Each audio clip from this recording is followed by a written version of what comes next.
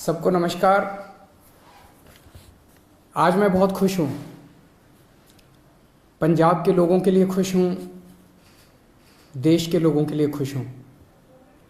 पंजाब के मुख्यमंत्री भगवंत मान जी ने आज बहुत शानदार ऐलान किया इस देश के गरीबों के लिए, पंजाब के गरीबों के लिए, और मैं समझता हूँ कि पूरे देश पे आने वाले समय में इसका असर पड़ेगा। भगवंत मान जी ने ऐलान किया है कि पंजाब में गरीबों का राशन उनके घर घर तक पहुंचाया जाएगा। Door step delivery of ration, घर घर राशन योजना।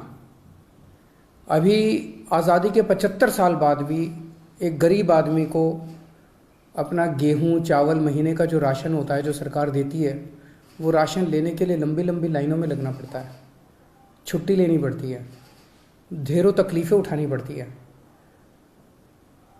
आज ज़माना ये आ गया कि एक फ़ोन करो और फ़ोन के ऊपर ऑर्डर करो और पिज़्ज़ा आपके घर आ जाता है, सारा सामान आपके घर आ जाता है, लेकिन राशन लेने के लिए गरीब आदमी को लंबी लंबी लाइनों में लगना पड़ता है।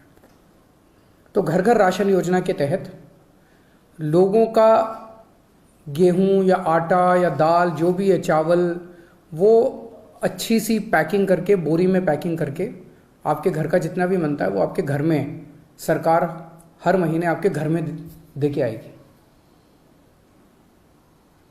पंजाब के गरीबों को इससे बहुत फ़ायदा होगा। तो मैं पंजाब के लोगों को बहुत बहुत बधाई देता हूँ। मैं समझता हूँ ये जल्दी लागू होगा। आज ऐलान किया गया है।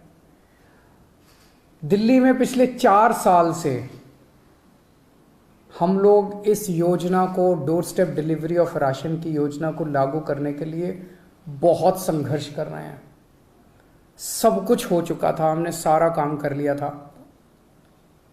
केंद्र की भाजपा सरकार ने इसको रोक दिया, इसे करने नहीं दिया।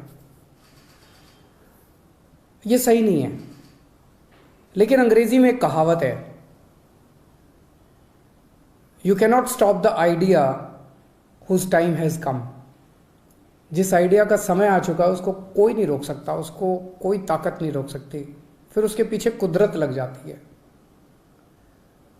अब इसका आइडिया आ चुका है, इसका समय आ चुका है, तो ये तो लागू होगा।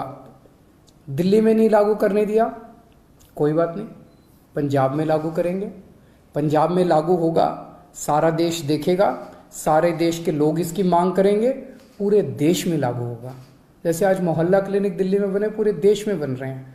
दिल्ली के अंदर जो जो चीज़ें लागू कर रहे हैं, पूरे देश में लागू होती जा रही हैं। पिछले कुछ वर्षों में आप लोगों ने, सबने देखा कि किस तरह से दिल्ली के लोगों के कामों को रोका गया, किस तरह से हम मोहल्ला क्लिनिक बनाना चाहते थे, मोहल्ला क्लिनिक को 2 साल तक रोक दिया, लेकिन फिर बनाए हम लोगों ने। सीसीटीवी कैमरे पूरी दिल्ली में लगाना चाहते थे, उनको 3 साल तक फाइल रोक दी केंद्र ने। स्कूल बनाना चाहते हैं, उनको रोका जाता है। अस्पताल बनाना चाहते हैं, उनको रोकने की कोशिश की जाती है। पिछले 75 साल से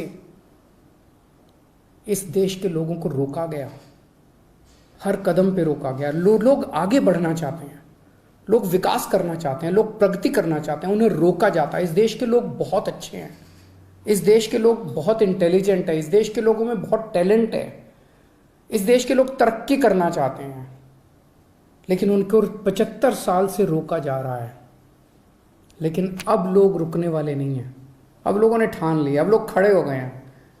2 राज्यों के अंदर लोगों ने कट्टर ईमानदार सरकार बना दी है।